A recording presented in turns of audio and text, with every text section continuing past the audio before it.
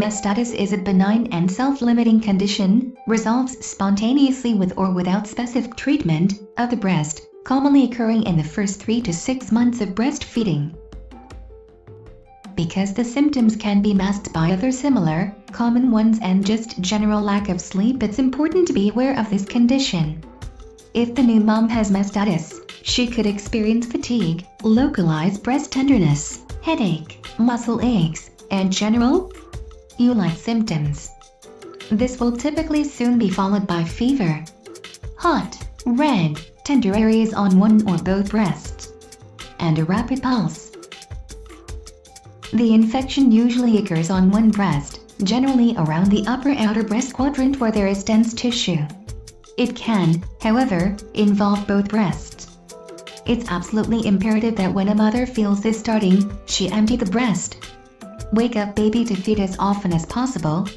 It's quite safe for baby to continue feeding throughout mastitis even though baby may be a little fussier, as the mastitic milk usually has elevated sodium levels, so it tastes a bit salty. What's so incredible is that during this mastitis period, the milk composition changes, increasing its anti-inflammatory components to protect baby while consuming this milk. If baby is not managing to empty the breast, mom can also use a breast pump after feeds or in between feeds to reduce the chance of Mastitis or milk that lies in the breast and may then become infected, especially if mom perhaps has a cracked nipple, which may allow bacteria to enter into the breast and infect the milk. This would need treatment with antibiotics as soon as possible. Be aware of this important sign. Sometimes mastitis is non-infectious and is basically caused by blocked ducts, so these breasts need urgent emptying. Blocked ducts are often found in mothers with an abundant milk supply who may not adequately drain the breasts at feedings. Breast tenderness, sometimes redness, and often a palpable lump may be felt. How did I get mastitis? Cracked nipples, entry for infection, maternal stress and fatigue, engorgement of breasts or over full breasts, blocked ducts, skipped feeds, previous mastitis, tight restrictive bras, latching difficulties, improper draining of breast, breast trauma, vigorous exercise, especially involving the upper arms or chest, sleeping position, constant pressure on one area of the breast. So how do I treat it?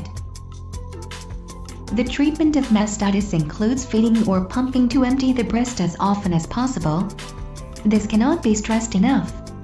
Try to avoid Mastitis by draining the breast as much as possible. Warm showers may also be helpful, massaging the breast to encourage drainage. Also bed rest, moist heat or warm moist packs at place of infection and over the nipple. Fluids and pain or fever medication.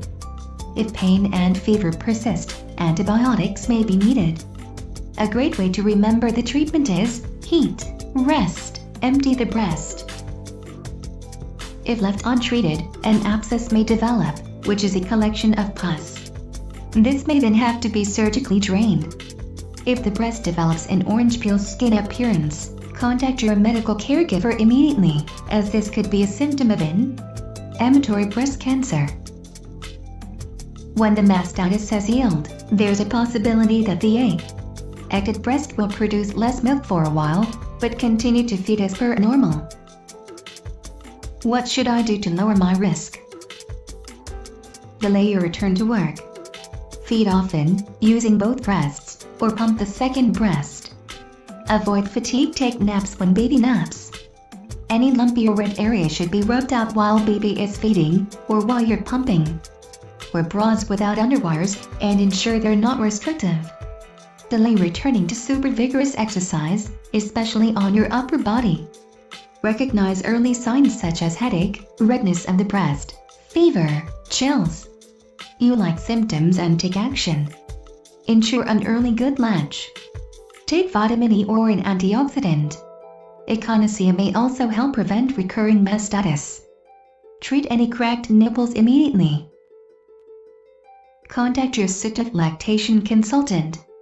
It's always a good idea to locate a certified lactation consultant before your baby is born, and consult with her as soon as possible after the birth to ensure a good latch occurs at a very early stage. In this way, you'll avoid cracked nipples and all that goes with nipple trauma. Breastfeeding should be comfortable and pleasant, not painful. Comfortable breastfeeding usually ensures good bonding and a wonderful feeding relationship between mother and baby.